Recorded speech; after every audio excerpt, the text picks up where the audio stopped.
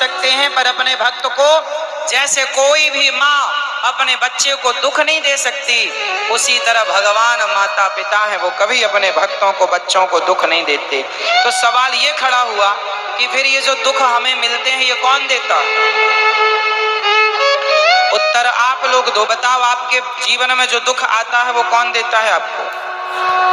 कौन?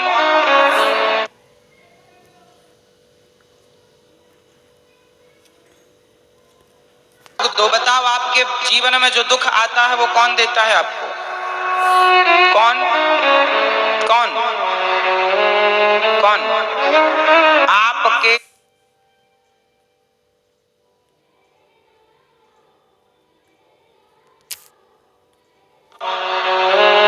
कौन? आपके ही बुरे कर्म आपको दुख के रूप में मिलते हैं, आपके ही अच्छे कर्म आपको सुख के रूप में मिलते हैं।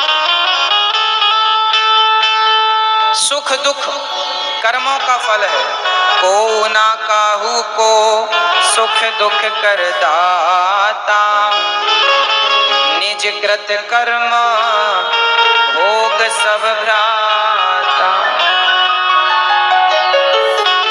कोई किसी को सुख नहीं देता, कोई किसी को दुख नहीं देता।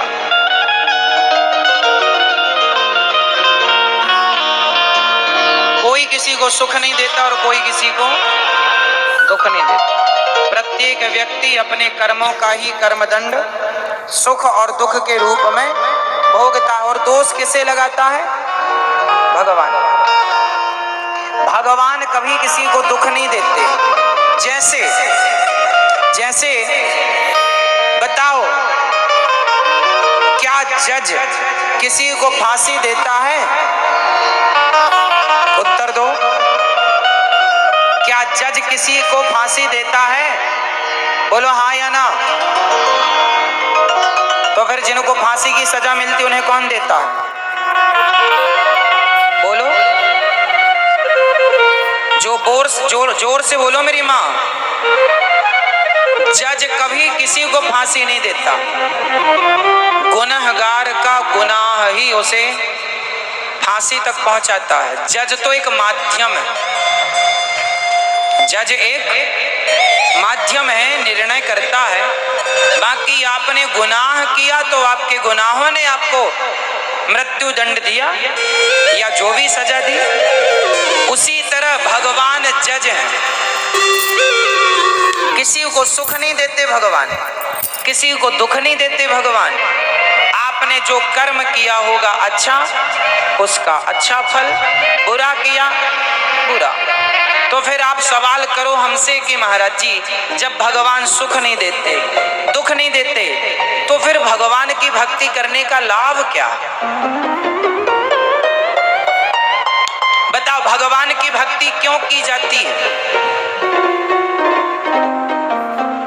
क्योंकि सुख दुख तो हमारे ही कर्मों का फल है। भगवान का इसमें कोई लेना देना नहीं है। तो फिर भगवान की भक्ति क्यों की जाए? उत्तर दो।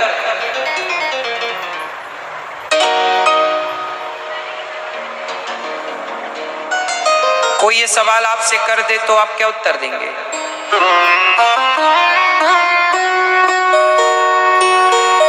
सुख दुख तो कर्मों के अधीन है। सुदामा जी के भाग्य में दुख था, उनके मित्र द्वारिकाधीश थे, पर भाग्य में दुख था तो भोगना पड़ा। आखिरी में धन धान्य भी मिला, वो सुख भी मिला, सुख भी मिला और दुख भी मिला। कुंती बुआ, इन्हें जिंदगी भर दुख मिला पर सुख भी मिला। तो सुख दुख तो कर्मों के अनुसार मिलता जाएगा। भगवान राम को भी दुख मिला, जो भगवान है। भगवान के पिता को भी दुख मिला, राम के पिता दशरथ जी।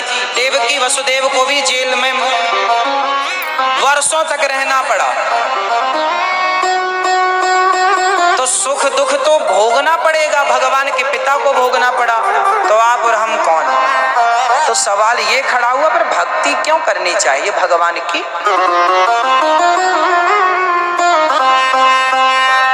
क्यों?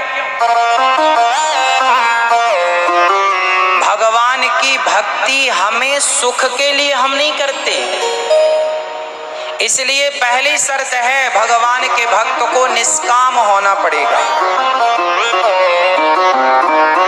क्या करना पड़ेगा? निष्काम।